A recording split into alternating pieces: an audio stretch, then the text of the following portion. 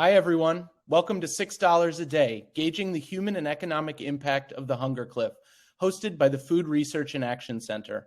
I'm Steve Hayes, Communications Manager. Before we begin, I'd like to cover a brief housekeeping items. We will be answering your questions at the end of the session today. We encourage you to type and submit your questions during the presentation. To do so, click on the Q&A tab at the top of the webinar window. Click the Submit button to send in your question. Download a copy of today's presentation, navigate to the Materials tab. This session is being recorded. We'll be sending a follow-up email with the recording and slide deck. If you need assistance at any time, click on the Help tab for our support team's contact information. Great, I think we're ready to begin. Now it's my Gina Plata-Nino, SNAP Deputy Director at FRAC. Take it away, Gina. Hi, everyone. So good to see you on a sunny Friday. Well, at least where I am. I hope it's a sunny Friday to you as well. And I have to say, it's always such a pleasure to do this job because I get to be in spaces with people who are so dedicated that you're here on a Friday afternoon because we care about this issue, because we see day in and day out the hardship that individuals across America, our neighbors, our friends, our community is struggling with because there's a lot of need. And SNAP is a great program, but it is not enough. So today's conversation is, how do we strengthen this program? How do we look at the human impact? How do we look at the economic impact? And how we utilize those tools to let our legislators know, our members of Congress know at every level how important this program is. We have a great panel prepared for you today. Toral Patel is a Senior Manager of Policy and Partners at Propel. They're going to share their data and research of how they've been tabulating and calculating what the impact has been since the end of the emergency allotment. And she will be followed by Stephanie Johnson, who deals with at the economic impact. What has the National Grocers Association seen and what sort of resources and tools they may have and why they support and think SNAP is such a great program. I don't need to tell you this, but it is important for us to, again, really focus out how holistic SNAP really applies to every sort of daily and community, right? Is our nation's first line of defense against hunger. It helps millions of people and it just reduces hungers. There are so many things that SNAP is useful for. I want to take a pause here to let you know that you'll get these PowerPoints in a PDF, so don't worry about it. But it is important as we're speaking to people on why SNAP matters. Yes, it helps people get the nutrition they need, but it also allows people when they're choosing between paying utilities and food, paying their shelter and food, SNAP makes the difference. And Toral's going to do a wonderful job with her data really showing of what a difference does. And I think it's important to really hone in. We got this data from Feeding America that for every meal they provide within their network, SNAP provides 9. And that is the impact that SNAP can do. Not only does it provide food, but it gives people the dignity of choice to be able to purchase the meals that they need because they understand their culture and their dietary needs to purchase and also support the local economy with their own mode of tender through EBT. So where are we and why are we talking about $6 a day?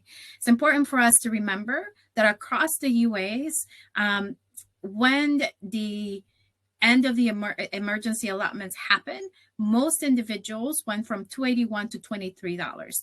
I say that because there were other states who didn't avail themselves of the supplement, but majority of the states did. So March is something that we began calling a hunger cliff, where people were getting the maximum allotted benefit. And from one month to the other, this stopped. And while we call this the supplemental nutrition program, we know that for many people in our community, it's not supplemental. This is it. This is their whole budget. So it's important when we think about what is this hunger cliff, this is what happened. Individuals who are getting $281 on average lost about $83 to $92. And some individuals went to the minimum. And this specifically affected mostly older adults and people with disabilities. And when we think about what does it mean for as a country, as a state, think about that. For example, we have all of these lists at FRAC and as a research, so you can easily pick it up. We have fact sheets, but think, for example, a state like Alabama was getting, in addition to their regular SNAP benefits, over $60 million. Kansas was getting an additional $14 million. Massachusetts, an additional $96 million. Michigan, an additional $131 million a month of emergency allotments.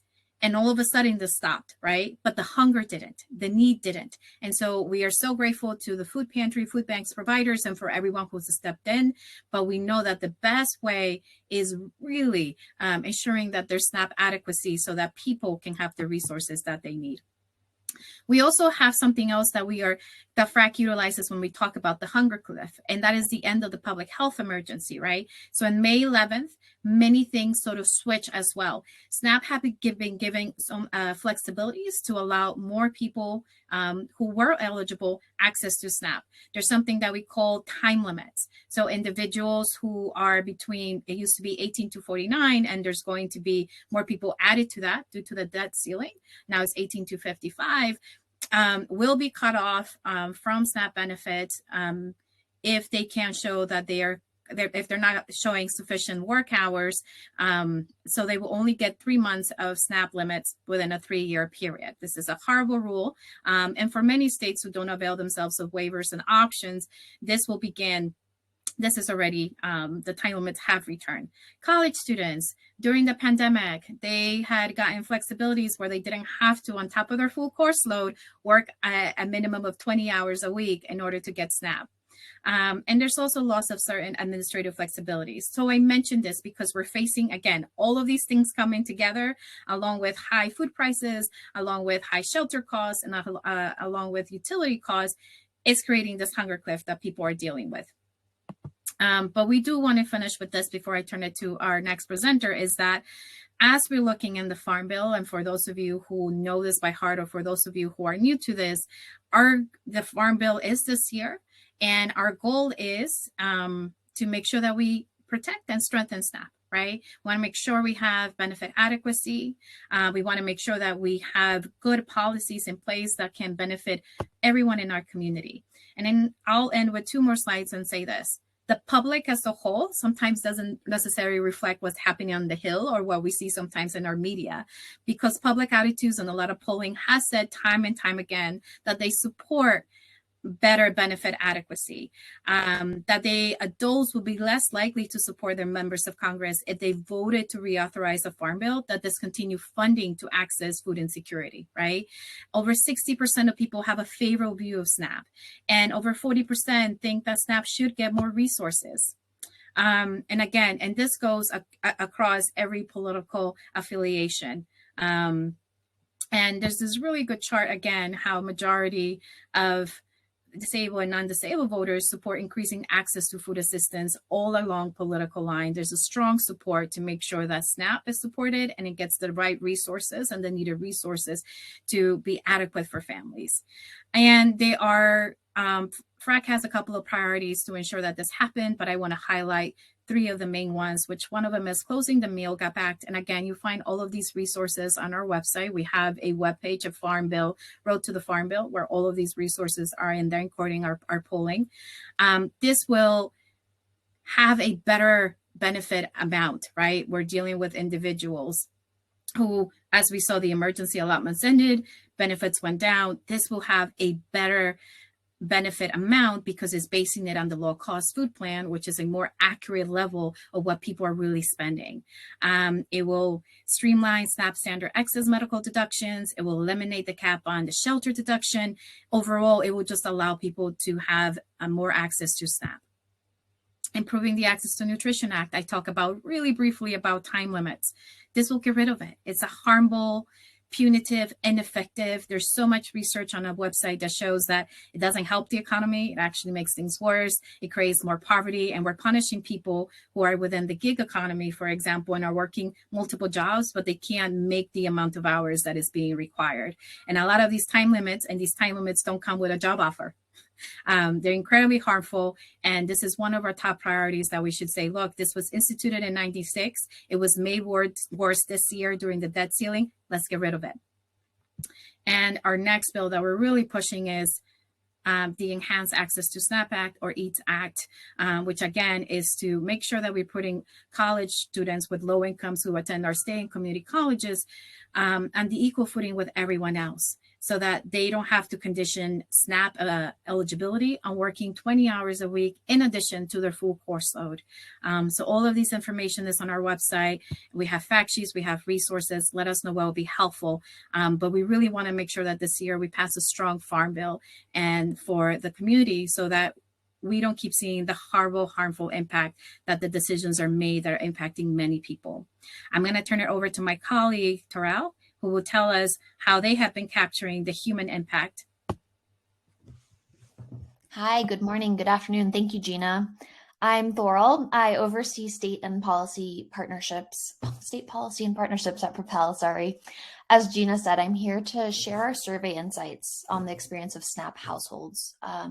For those of you who don't already know, a quick overview on what and who Propel is.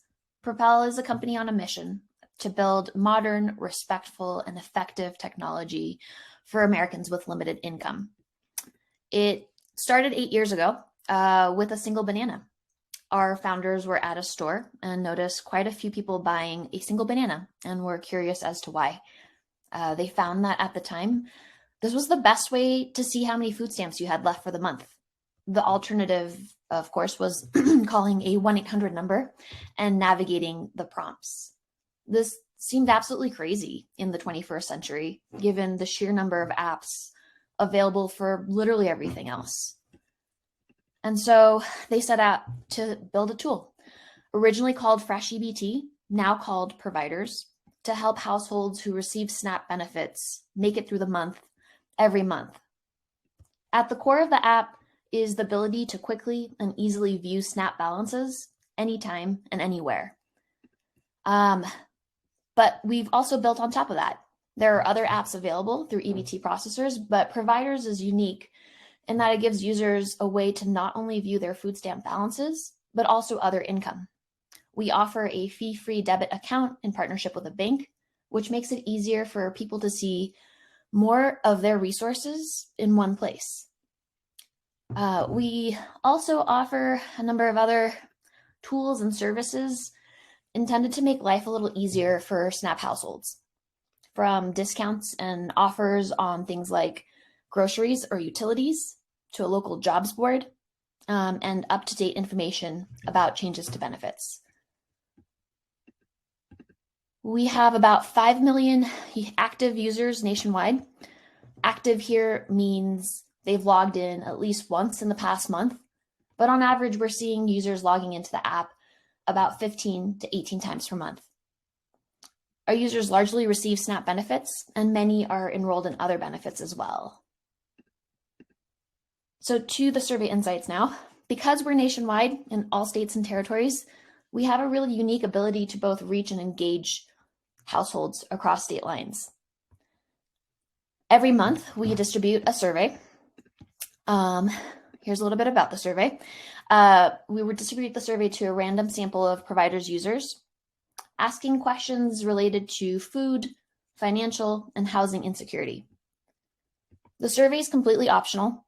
It contains both multiple choice and open-ended questions, and it's offered in English and Spanish. Our intention with the surveys is to gain insights into the lived experience of benefit participants and also to help amplify their voices. We publish the findings on our website so that anyone can view them. I'll share that link at the end. But today, over the next few slides, I'll be sharing insights from survey data collected between January 2022 and July 2023. First, a quick snapshot of who is taking these surveys. Many of our respondents are between the ages of 25 and 45, as you can see in this chart here. A clear majority of our respondents identify as women. Over half have kids under the age of 18, and about 56% are white, 26% are Black, and 17% are Latinx. So first insight is this chart. It shows 4 food insecurity measures that we ask about in our surveys. People reporting skipping meals, eating less, visiting a food pantry, and relying on friends and family for food in the past 30 days. Across all 4 measures, we see relative consistency in 2022, and then a very pronounced spike around March and April 2023, when benefits reductions took effect nationwide. Just to call out some of the most significant points of this chart and increases here, in the past month, the share of surveyed users who reported eating less increased by 43% since last July. About 1/3 of surveyed users reported relying on family or friends for food. That is the pink. That's both a record high since we started asking this question in 2020, and a 55% increase since last July. On average, and not shown here in the chart, surveyed households said they're spending an additional $288 on food beyond their monthly benefits. Our surveys always include open-ended questions so that our users can share more of their experience with us. Lately, we're hearing that our users are really struggling with the combination of reduced benefits and inflated food prices. One user in Wisconsin writes, "It's been really hard with everything going up in prices. I've struggled this month just to make sure I eat. It's been multiple days, especially at the end of the month, where I have to go the whole day without eating."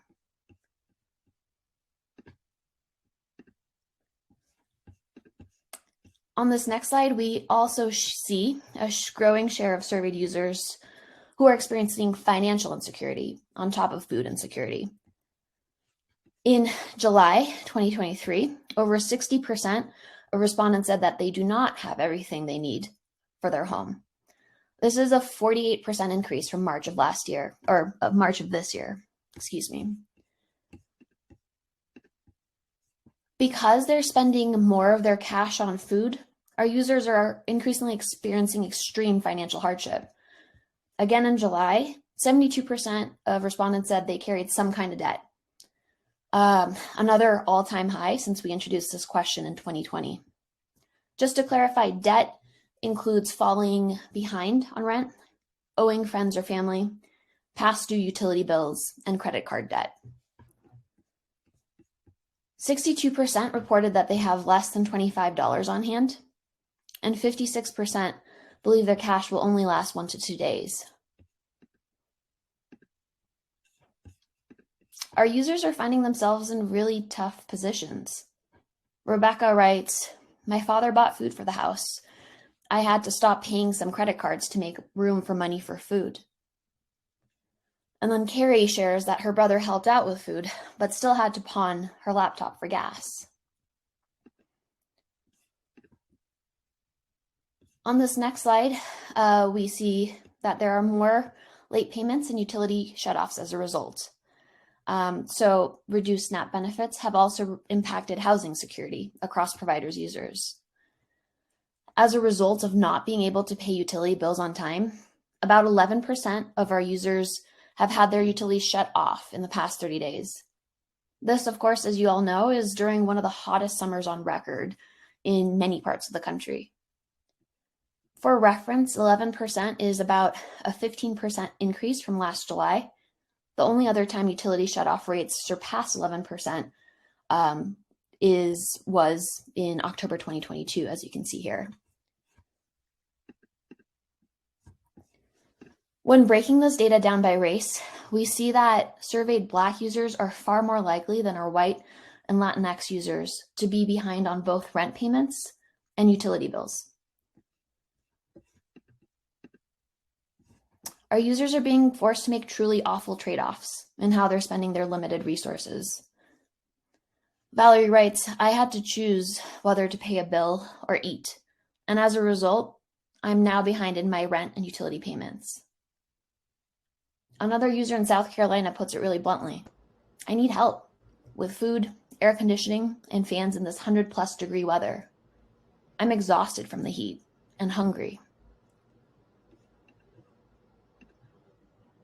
That is the last slide. So I recognize that these are really difficult data points, but I hope they help tell the story, the really far-reaching and multifaceted impacts of benefit reductions across some of our most vulnerable households. I'm happy to take questions at the end, or you can reach out by email. And as I mentioned, you can find our monthly survey insights at joinpropel.com/learn. And with that, I'm going to turn it over to Stephanie. Thanks, Toral. That was really helpful and appreciate those insights.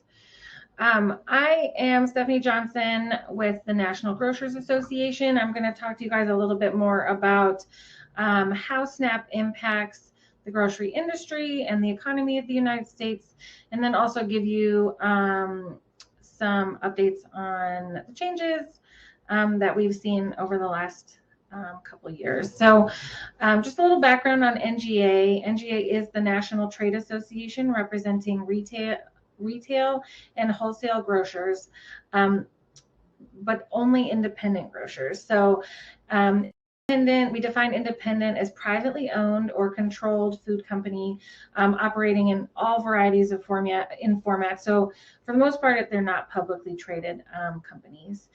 Independents are the true entrepreneurs of the grocery industry and are dedicated to their customers, associates, and communities.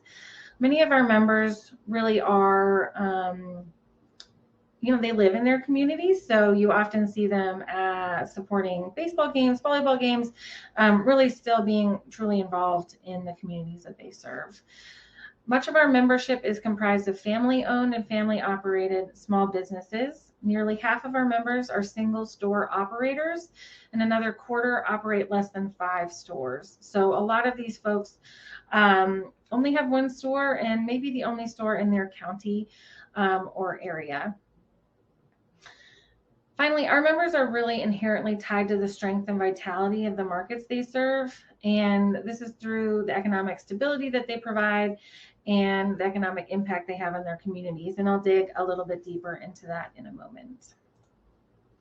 So today I'm just going to talk briefly about the economic impact of SNAP on both retailers and the economy, and then show you guys some of the tools that NGA has available in case they happen to be useful for you in your work. So NGA does an economic impact study about every 2 years. The NGA economic impact study measures the impact of the independent retail and wholesale grocery industry. For this study, we classify grocery stores by large grocery stores, supermarket, and superstores, and then we also include wholesalers, the wholesalers that support them in this study. At a minimum, retailers had to be classified by the USDA as offering a wide selection of 4 staple categories, including meat, poultry or fish, bread or cereal, vegetables or fruit, and dairy products. So all of our members are full service grocery stores. They all provide a large variety of foods, like I just mentioned. And then for the size of the folks in our study, our members usually are between a $2 million to a $5 billion business. So obviously that is a huge variety of sizes, but that's really how our industry, how wide a variety the independents really are, and how big their businesses, how much their businesses vary. So the results of our study, this is kind of a summary of what we found. The study measured the number of jobs, wages paid to employees, and the total economic impact of the industry. We found that independent grocery retailers contribute about $250 billion in economic output each year, which is about 1.2% of the GDP for the United States, which we think is pretty significant. Independent retailers make up about 1/3 of the grocery industry. So if you kind of triple these numbers, you have an estimate of how big the economic impact is of the entire grocery industry. But for our purposes, we're talking about the independent retailers today. We have about 21,000 independent retailers in the United States. They support 2 million jobs in total, But when it comes to direct jobs with retailers and wholesalers, they support 1.1 million workers, and that totals about 96 billion in wages each year. They also contribute about 36 billion in federal and state taxes every year. And I think this tax part is really important, although kind of boring. When a grocery store leaves a community, a state and local taxes, especially the local folks, lose that tax revenue, which is often used to provide a lot of services for those local communities, especially rural communities. And so those grocery stores are not only supporting the community economically, but also through the taxes that they provide. And so I've heard from lots of folks when talking to rural local officials that the loss of a grocery store hurts more than just on the food access side. It really contributes to the decline in tax revenue and what the local government is able to provide for their communities. So USDA released their most recent data on SNAP redemptions and SNAP authorized firms just a couple weeks ago. This is a screenshot from their new dashboard. Excuse me. Sorry, one second. Let me take a sip. They found that there are about 259,000 retailers operating in the United States that accept SNAP. This is a 1.7% increase. All right, one second. Just give me a moment.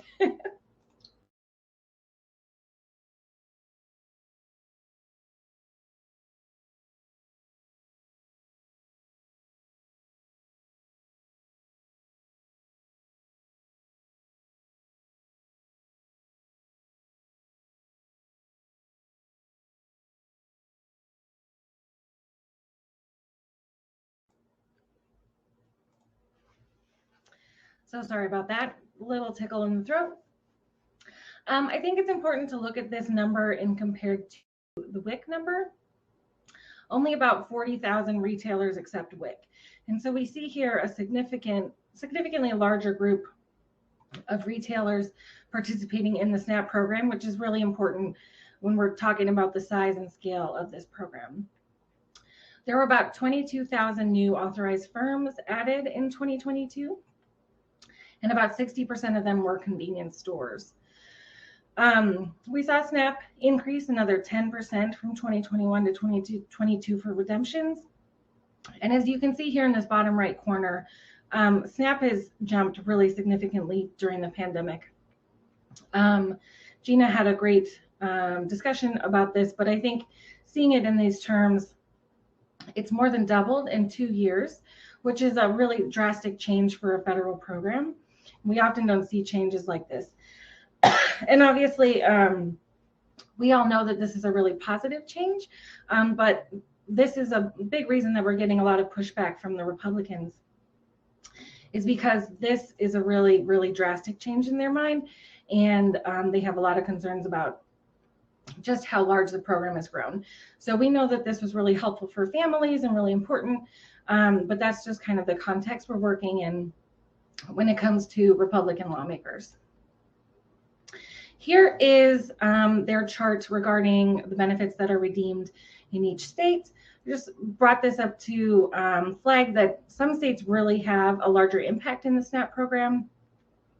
California, Texas, New York, and Florida are the highest usage states for SNAP. So California has 11% of the authorized retailers and accounts for 14% of all redemptions in the entire SNAP program, which is very significant. Texas has about 9% of all redemptions, New York has about 7%, and Florida has about 5%. So we can see that California is really, really utilizing this program well, and you can see kind of the distribution of how it works in different states. And we can see that oftentimes there are lower redemptions, obviously, in states with lower populations, but also sometimes we see lower redemptions in Republican-led states. I want to talk a little bit about the different firms that participate in SNAP. I've spoken about convenience stores and supermarkets, but there are all sorts of types of retailers that participate in this program. We now have the online retailers, thanks to the quick work of FNS during the pandemic. But we also see, meat and poultry specialty folks, farmers markets, military commissary. There's a lot of places that SNAP benefits are used. I wanted to flag this for you guys that if you see up here, there are over 100,000 convenience stores participating in the program, but they only account for 5% of purchases over here on the very right side column. So there are a lot of convenience stores that accept SNAP, but they account for very, very few of the SNAP purchases. Down here, most of our members fall in this supermarket category at about 27% of all SNAP purchases. As you can see, we have about 20,000 of both supermarkets and superstores. But the supermarkets, about 27% of SNAP purchases, whereas you see those superstores, which are the large Walmarts, the super Targets, and then even some of our members count as superstores, account for 52% of redemptions in the SNAP program, which is very, very significant. So you can really see where people are spending those dollars. And oftentimes, we hear from folks that these larger stores have lower prices, and that's where they're going to stretch those dollars. I could talk to you guys about pricing all day, but that's a different webinar. But I think it's really interesting to see the distribution here, especially with how many convenience stores are participating in the program. SNAP accounts for about 12% of all grocery purchases and sales. So when a retailer looks at, how many different types of payments they've received, they've got credit, debit, cash. Usually SNAP totals about 12% on average. Our members have a wide variety, right? We have members that have about 1% of their sales from SNAP. And we have members that are all the way up in the 60s and 70% of sales in SNAP. And so that wide variety tells you that, the different communities really have different economic statuses, and then also the needs of those communities are different. So those members who are in the higher need communities where they are accepting 60-70% SNAP, they're a lot more at risk when it comes to these large changes in SNAP dollars going out of business, right? I think a lot of people think that grocery stores are big, really profitable businesses, but in reality, grocery stores have about a 1% margin, and a big change in the SNAP distribution for a store that has mostly SNAP sales, that could be really, really harmful, and possibly they might be the last store in that community. And so oftentimes, a lot of what we're working on is just ensuring that those stores are able to survive and still provide those benefits to those communities.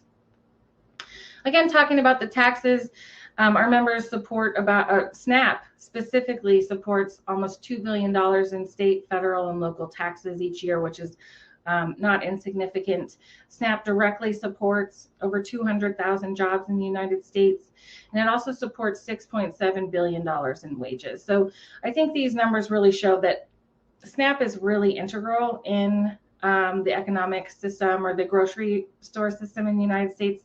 And it's really important that we just keep this in mind as we are making policy moving forward.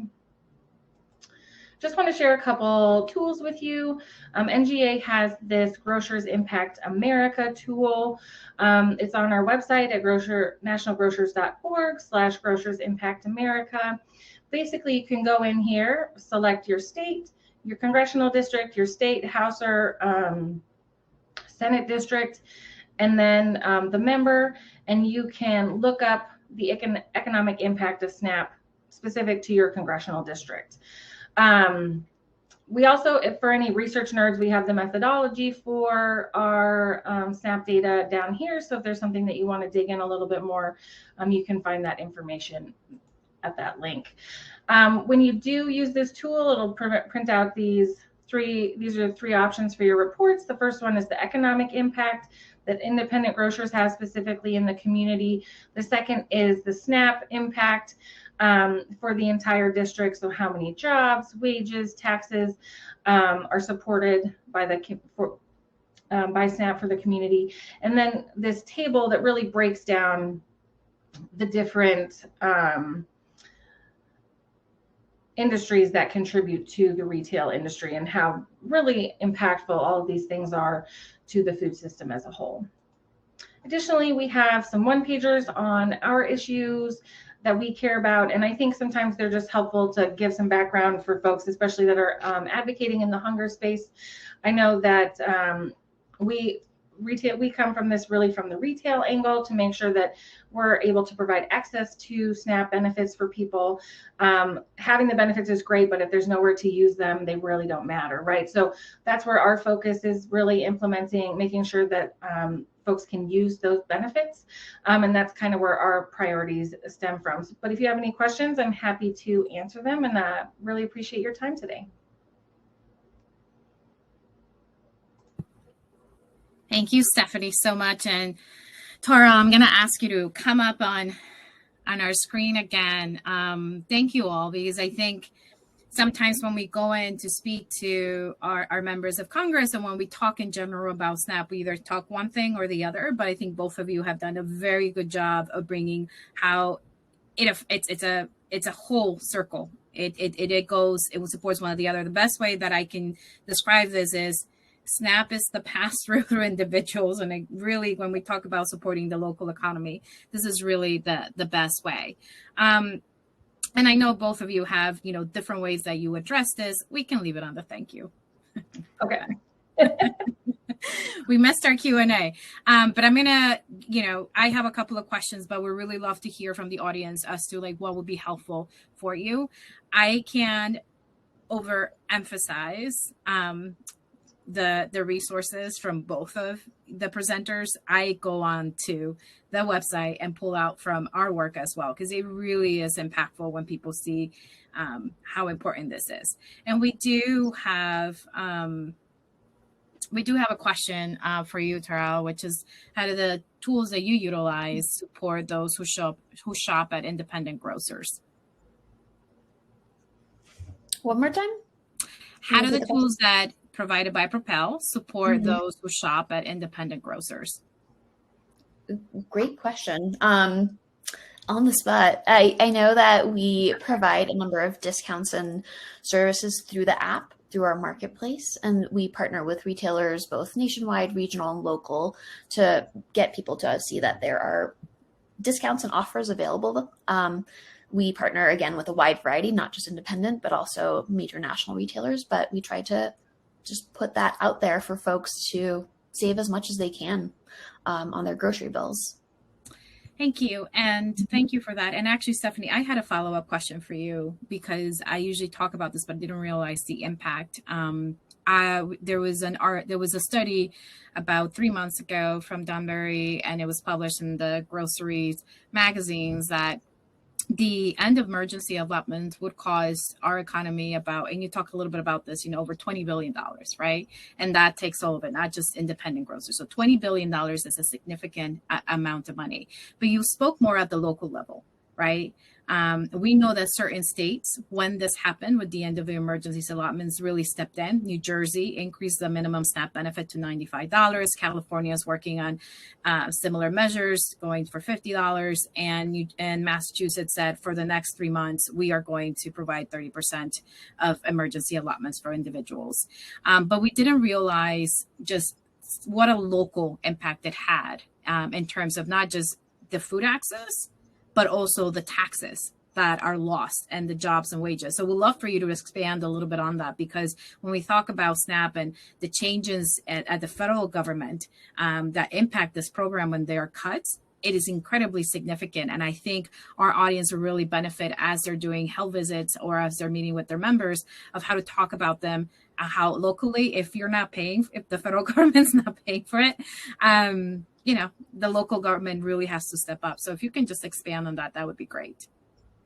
Sure. So we have a lot of members that are the only store in their county, right? So or the only store for 50 miles all around. And so a lot of times, if you're the only store in your county, those dollars that are provided by SNAP, one, are often a larger proportion of your income, right? Because you're the only place oftentimes to use those to buy fresh fruits and vegetables, right? We know that, like we said, convenience stores are around and available, but for the full service grocery stores who are our members, you're the only place to buy those healthier foods and just a larger variety of options.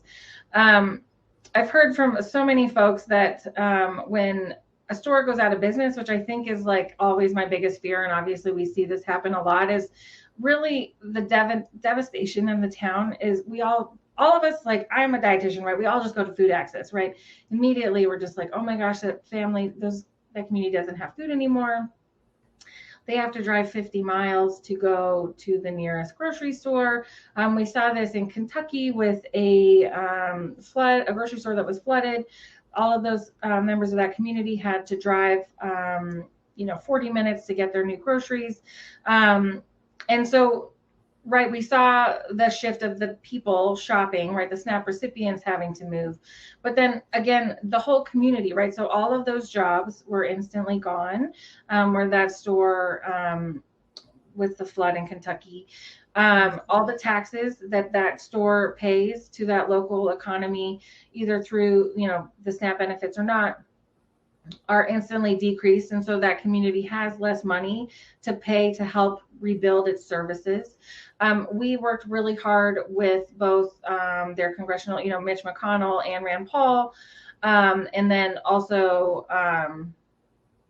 the representative whose name I can't remember, to try to get USDA dollars in there to try to get this store back up and running. And we were able to get that store back up and running. But again, those lost taxes for the entire year that they're gone is a significant portion of that community's budget. And so that community is going to miss out on other services that it needed, especially during this emergency. So really the impact just never stops, right? All of these things are connected, and those SNAP dollars really matter, especially in those smaller communities with the higher need population. So it's all connected. It's really critical that we keep these dollars flowing and make sure that our members can stay active in the communities that they support. And I'll add, before I follow up with the next question, is that, again, and Toral, you did a very good job, is if we're facing a housing crisis, we're facing an unhoused crisis, right? And if individuals, as your data show, have to decide between, am I going to feed my crying child or am I going to pay rent, right? It's just this matter of people are barely surviving versus thriving, and how do we work to support them, because they are working multiple jobs, right? Majority of SNAP users are children, the kiddos, right? And our next population is older adults, right? Those who have retired. But right in between, we have so many individuals who are working in the gig economy, and it's just not enough. When you think about less than $6 a day, just how expensive your food bill is, if you can compare from last year to this year, and just think about that. We're facing such a food insecurity rate at the same level that we were at the height of the pandemic. But we don't have the resources, right? We don't have emergency allotments. We don't have the child tax credit. We don't have the resources that the federal government assisted us with. So something to think about as we meet our members of Congress, how pivotal it is right now. And, Stephanie, you're a registered dietitian. But we'll speak to you, not necessarily for that, but as a general, this question is for both of you. What is the main message? The person who asked it works in public health nutrition and her community. But what is the main message we will want to say to registered dietitians, or I will expand it to the healthcare sector? I think it's better. So what sort of message do we want to tell the healthcare sector about SNAP, for those who work in the public, about the importance of this benefit? What sort of messaging? So first of all, we know that health outcomes are better for individuals that are participating in SNAP than individuals that are not participating in SNAP. So it's critical that people that can participate, that are eligible for SNAP, do participate. We know that not having that food leads to worse health outcomes, and it's just so critical that we get people on SNAP. And I forgot the second part of your question, but I really wanted to get that in, that it's so important that we do have folks using these benefits when they are able to. Yeah. And I know there's questions that come up in terms of nutrition sometimes and SNAP and usage. And I think that's where the question's going. And I can tell you, so I think what's really great about SNAP in its current form is that it provides the flexibility for families to get what they need. And so a lot of times we think, oh, we should just be buying healthy foods with these benefits, but what's healthy to you might be different than what's healthy to me. So we have people with different allergies, right? We've got gluten intolerance or dairy allergies, things like that. Meat allergy is a growing allergy, but then we also have people with a lot of different disease states. So we have people with cancer, we have people with chronic kidney disease, we have kiddos with really complex dietary needs, and they need the flexibility to purchase the foods that they want and that they need for their medical diagnoses.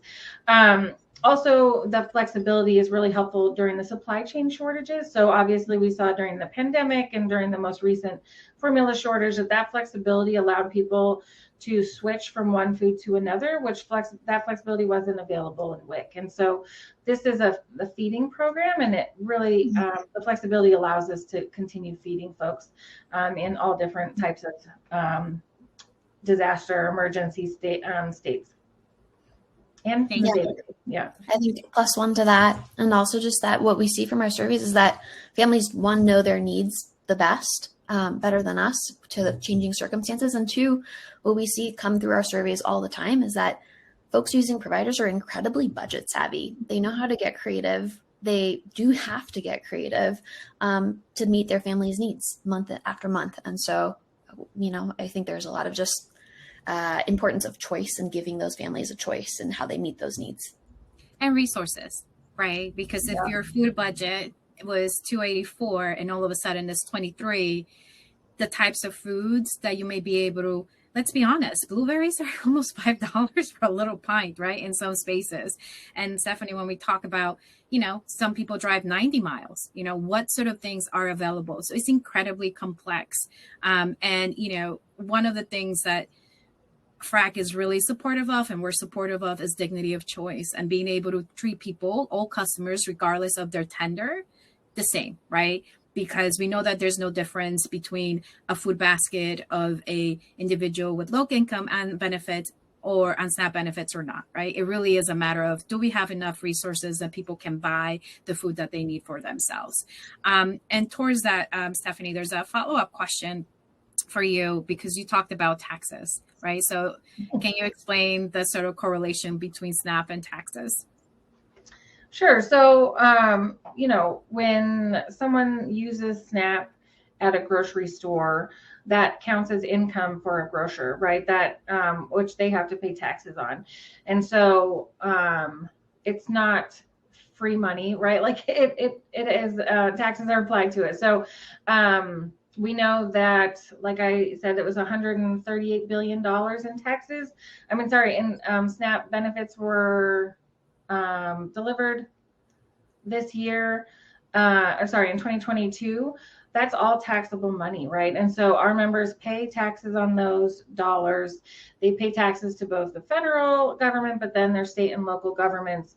And that's no small amount of money for a small, for a local community government. So it's really, it just helps continue the cycle and paying for the services in the community. Thank you for that clarification. I do want to say, as one more question for you. You're very popular today, Stephanie. People want to talk about, and it's a good talking point because we're all feeling it across the board.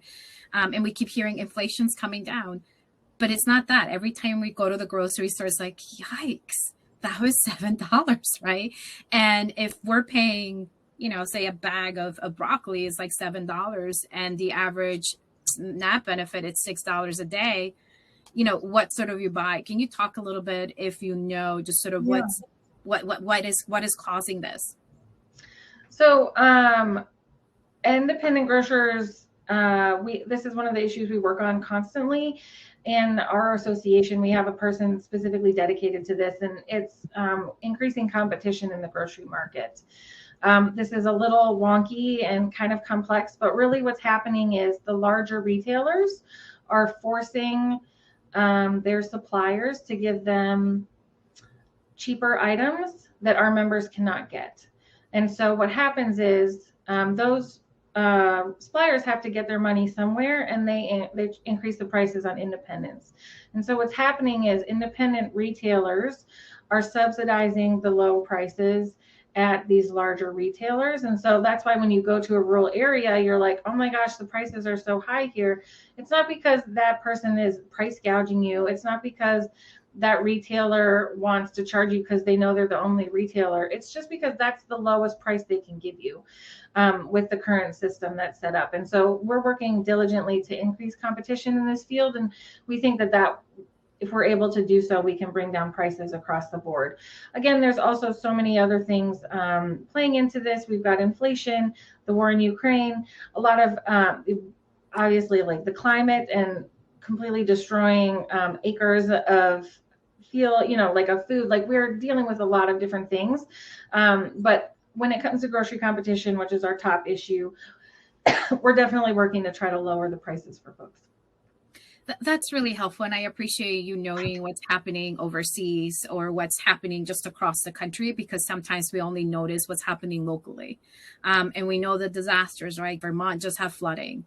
There's things that produce that comes from there. California, right? They do a really good job managing the program. They also have a lot of disasters. Florida, like there's just what happens in the environment really affects food production, but also what happens in the Hill and how subsidies are administered and, what sort of resources are out there. We do have a question as to how we can work in terms of working with college students and accessing in college campuses better ways for, I'm trying to, here we go.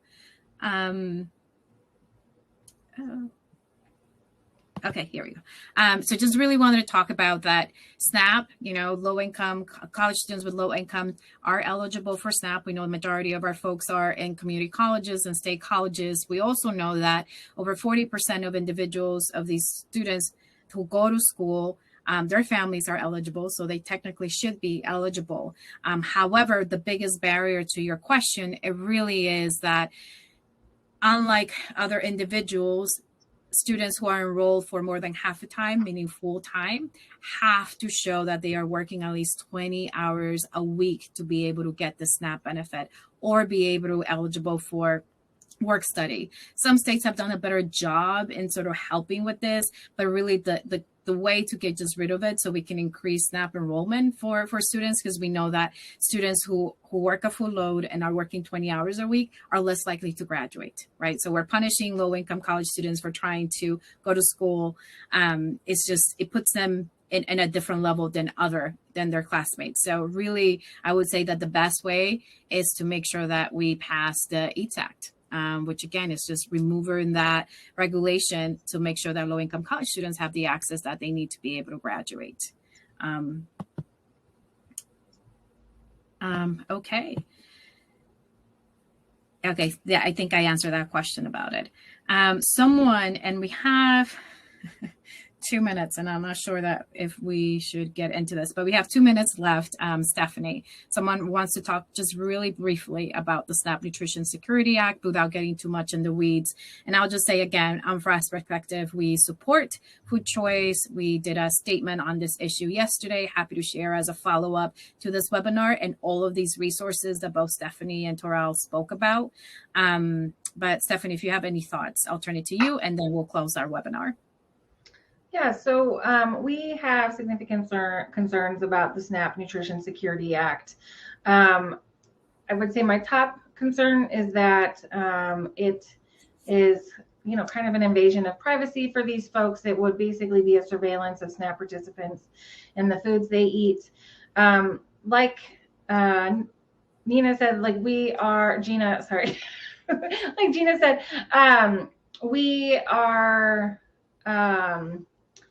a lot of folks only have the SNAP benefits, but also SNAP benefits run out for a lot of folks at the end of the month. And so we're not getting a full picture of what they're eating if we collect this data. And so I think it would be a large inaccurate data set that would be inappropriate to use to make policy for 40 million people. And I've got about 100 other reasons why I have concerns about this issue. So I'm happy, please feel free to reach out. I'm happy to discuss further. We have a one-pager on our website, which I included on the in my slide. And so feel free to check that out. But I think there's a lot of serious concerns of going down the way of the path of restricting what people can eat. And I think we'll actually end up losing a lot of folks, both retailers participating in the program and both individuals participating in the program if we go that direction. And so I'm happy to discuss further when there's more time. So thank you both. Toral, any last thoughts? Thank you for hosting, Gina. I appreciate the chance to share this data and have this conversation. Well, we appreciate all the hard work both of you do to collect this data. I do want to say a couple of things. Again, this is our resource page. We created a specific website, Road to the Farm Bill, which has, what's the state impact emergency allotments. They're being updated. They should be updated by next week. But we also have all of our fact sheets. And I wanted to mention one more thing because people talk about nutrition, talk about health. There's various studies that show that SNAP recipients, that there's an increase in ER visits towards the end of the month. And that's because SNAP benefits are lower down, right? There's such a connection between access to food in general and healthcare, right? So it's really important that we protect people's food choice. It's really important that we fight and we advocate for benefit adequacy. And FRAC is ready to help with fact sheets, with more resources so we can get rid of time limits so that low-income college students can have access to SNAP, so that individuals can be treated with dignity, so that we have benefit adequacy, so that people can access the food that they need. Thank you all so much. We will go ahead and follow up with this presentation we'll share this presentation and the materials that both of our presenters have shared with us. And then we will also include the webinar. I will say that the month of September, we will have a couple of webinar sessions on time limits, on gender equity, and talk about any other resources that you should be aware as we're dealing with the Farm Bill. Thank you all so much for joining us on a sunny Friday, wherever you are. I hope you have a good rest of the day and have a wonderful weekend. Take care, everyone.